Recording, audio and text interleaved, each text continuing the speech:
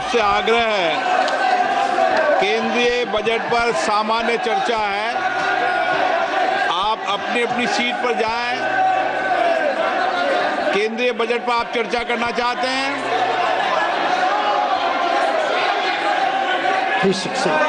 So these are the numbers given by our Bureau of Immigration.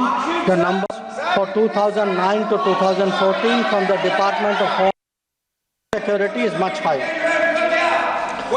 Honorable Speaker, sir, deportations by the United States are organized and executed by the Immigration and Customs Enforcement authorities.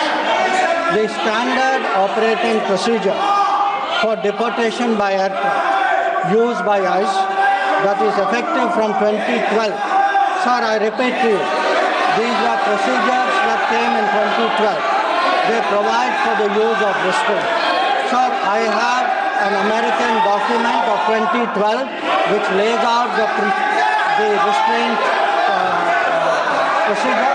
I authenticate it and I will lay it on the table of the House.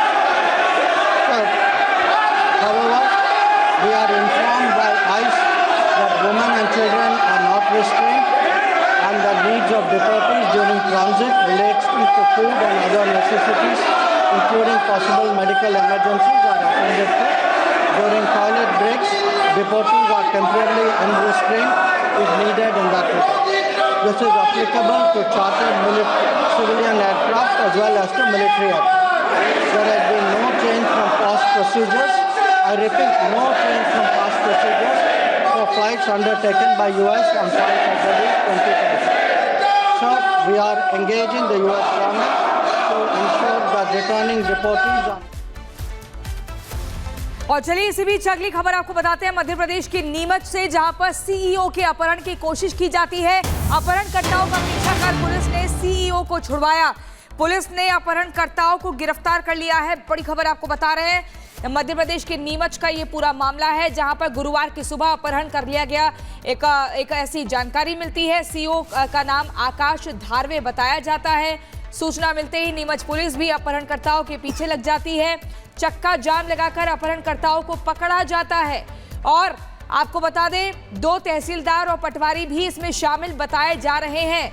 Police ने जावेद जनपद CEO को सकुशल यहाँ पे दस्तयाब कर लिया और अपहरणकर्ताओं को भी पकड़ लिया गया है, जिन्हें नीमच लाया जा रहा है।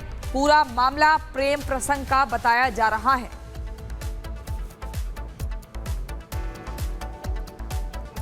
तो दिल्ली चुनाव के जो नतीजे हैं उनको आने में बस एक तरह से कहें कि 35 घंटे का वक्त बाकी है। लेकिन इस बीच आपको बताते हैं, एग्जिट पोल सामने आए, उन्होंने बहुत सारी तस्वीर साफ की। लेकिन इस बीच मौलाना रशीदी का एक बयान सामने आ रहा है, जिसमें वो ये कह रहे हैं कि मैंने बीजेपी को वोट किया है, बीजेपी से मेरी किसी भी तरीके की नाराजगी नहीं है, बस अंतर है आइडियोलॉजी का।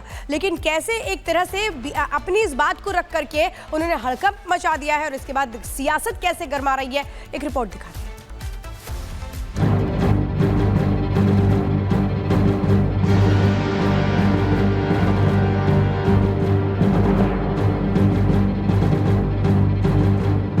मैंने ये वोट भारतीय जनता पार्टी को किया है। जिंदगी में पहली बार मैंने भारतीय जनता पार्टी को वोट किया है। क्यों किया है, इसके पीछे बहुत सारे रीजन हैं। अब तक मुसलमानों पर एक एलिगेशन ये लगता रहा कि भारतीय जनता पार्टी को हराने के लिए मुसलमान वोट करता है, लेकिन ये मैंने वोट इसलिए किया कि दिल्ली के अंदर बीजेपी जीते। मौलाना साजिद रशीदी का ये बयान आपको हैरान कर रहा होगा। हमें मालूम है, आप सोच रहे होंगे कि मौलाना साहब तो कल तक मोदी योगी की भर भर कर आलोचना किया करते थे, कोई मौका नहीं छोड़ते थे बीजेपी को घेरने में। लेकिन मौलाना साजिद रशीदी को ऐसा क्या हो गया कि मौलाना साजिद रशीदी ने दिल्ली विधानसभा चुनाव में बीजेपी को वोट दिया और फिर कैमरे के सामने आकर वीडियो जारी कर खुल्लम खुल्ला बीजेपी को वोट देकर आने का ऐलान कर दिया। जैसे आपको ताज्जुब हो रहा है, वैसे हर कोई हैरान रह गया। दोस्तों, मैंने वोट कर दिया है दिल्ली में किसकी सरकार बने इसके लिए, और मैंने ये वोट किसको किया है आपको सुनकर बड़ा आश्चर्य होगा। मैंने ये वोट भारतीय जनता पार्टी को किया है। जिंदगी में पहली बार मैंने भारतीय जनता पार्टी को वोट किया है। क्यों किया है, इसके पीछे बहुत सारे रीजन हैं। अब तक मुसलमानों पर एक एलिगेशन ये लगता रहा कि भारतीय जनता पार्टी को हराने के लिए मुसलमान वोट करता है, लेकिन ये मैंने वोट इसलिए किया आज बीजेपी को कि दिल्ली के अंदर बीजेपी जीते। और भी इसके पीछे रीजन है, आप मुझसे कमेंट कर सकते हैं, बात कर सकते हैं। बहुत शुक्रिया। पूरा बयान सुनने के बाद भी आपको अब भी यकीन नहीं हो रहा होगा। हमें मालूम है कि आप सोच रहे होंगे, क्या ये सच है? आपसे आग्रह है, केंद्रीय बजट पर सामान्य चर्चा है, आप अपनी अपनी सीट पर जाएं। केंद्रीय बजट पर आप चर्चा करना चाहते हैं? 360. So these are the numbers given by our Bureau of Immigration. The numbers for 2009 to 2014 from the Department of Home Security is much higher. Honorable Speaker, sir, deportations by the United States are organized and executed by the Immigration and Customs Enforcement authorities. The standard operating procedure for deportation by aircraft used by ICE that is effective from 2012. Sir, I repeat to you, these were procedures that came in 2012. They provide for the use of restraint. Sir, I have an American document of 2012 which lays out the restraint procedure. I authenticate it and I will lay it on the table of the House. Sir, however, we are informed by ICE that women and children are not restrained and the needs of deportees during transit relates to food and other necessities, including possible medical emergencies, are attended to. During toilet breaks, deportees are temporarily unrestrained if needed in that regard. This is applicable to chartered civilian aircraft as well as to military aircraft. There has been no change from past procedures. I repeat, no change from past procedures for flights undertaken by US on 5 February 2020.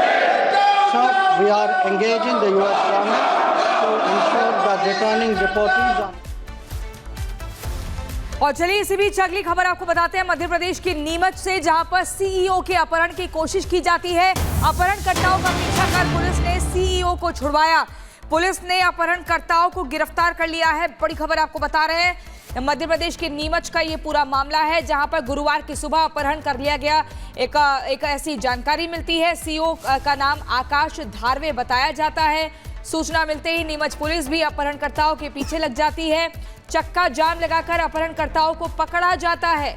और आपको बता दें, 2 तहसीलदार और पटवारी भी इसमें शामिल बताए जा रहे हैं। पुलिस ने जावेद जनपद सीईओ को सकुशल यहाँ पे दस्तयाब कर लिया और अपहरणकर्ताओं को भी पकड़ लिया गया है, जिन्हें नीमच लाया जा रहा है। पूरा मामला प्रेम प्रसंग का बताया जा रहा है।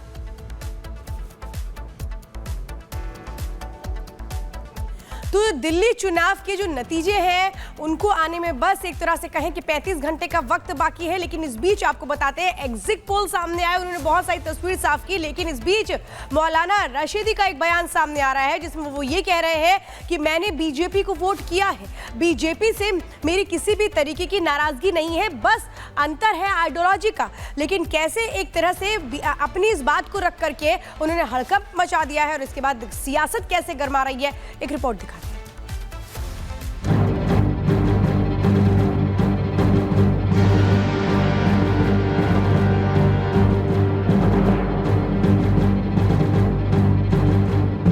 मैंने ये वोट भारतीय जनता पार्टी को किया है। जिंदगी में पहली बार मैंने भारतीय जनता पार्टी को वोट किया है। क्यों किया है, इसके पीछे बहुत सारे रीजन हैं। अब तक मुसलमानों पर एक एलिगेशन ये लगता रहा कि भारतीय जनता पार्टी को हराने के लिए मुसलमान वोट करता है, लेकिन ये मैंने वोट इसलिए किया कि दिल्ली के अंदर बीजेपी जीते।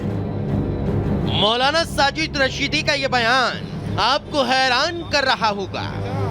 हमें मालूम है, आप सोच रहे होंगे कि मौलाना साहब तो कल तक मोदी योगी की भर भर कर आलोचना किया करते थे, कोई मौका नहीं छोड़ते थे बीजेपी को घेरने में। लेकिन मौलाना साजिद रशीदी को ऐसा क्या हो गया कि मौलाना साजिद रशीदी ने दिल्ली विधानसभा चुनाव में बीजेपी को वोट दिया और फिर कैमरे के सामने आकर वीडियो जारी कर खुल्लम खुल्ला बीजेपी को वोट देकर आने का ऐलान कर दिया। जैसे आपको ताज्जुब हो रहा है, वैसे हर कोई हैरान रह गया। दोस्तों, मैंने वोट कर दिया है दिल्ली में किसकी सरकार बने इसके लिए, और मैंने ये वोट किसको किया है आपको सुनकर बड़ा आश्चर्य होगा। मैंने ये वोट भारतीय जनता पार्टी को किया है। जिंदगी में पहली बार मैंने भारतीय जनता पार्टी को वोट किया है। क्यों किया है, इसके पीछे बहुत सारे रीजन हैं। अब तक मुसलमानों पर एक एलिगेशन ये लगता रहा कि भारतीय जनता पार्टी को हराने के लिए मुसलमान वोट करता है, लेकिन ये मैंने वोट इसलिए किया आज बीजेपी को कि दिल्ली के अंदर बीजेपी जीते। और भी इसके पीछे रीजन है, आप मुझसे कमेंट कर सकते हैं, बात कर सकते हैं। बहुत शुक्रिया। पूरा बयान सुनने के बाद भी आपको अब भी यकीन नहीं हो रहा होगा। हमें मालूम है कि आप सोच रहे होंगे क्या ये सच है।